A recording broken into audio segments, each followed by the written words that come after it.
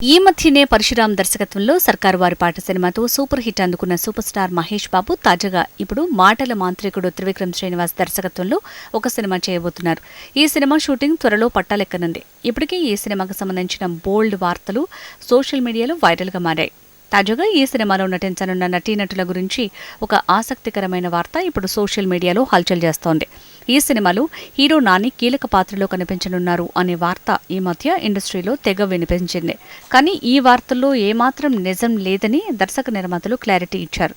అయితే తాజాగా ఈ సినిమాలో ప్రముఖ నటుడు ఉపేంద్ర మహేష్ బాబు తండ్రి పాత్రలో కనిపించనున్నారు అని తెలుస్తోంది. ఇప్పటికే త్రివిక్రమ్ దర్శకత్వంలో సన్ ఆఫ్ సత్యమూర్తి సినిమాలో విలన్ పాత్రలో కనిపించిన ఉపేంద్ర తాజాగా ఇప్పుడు మహేష్ బాబు సినిమాలో హీరో తండ్రి పాత్రలో కనిపించబోతున్నారు. పూజా హెగ్డే ఈ సినిమాలో హీరోయిన్ గా నటిస్తోంది. ఎస్ఎస్ థమన్ ఈ సినిమాకి సంగీతాన్ని అందిస్తున్నారు. ఇప్పటికే ఈ సినిమా స్క్రిప్ట్ మరియు డైలాగ్ వర్షన్ పూర్తయ్యాయి.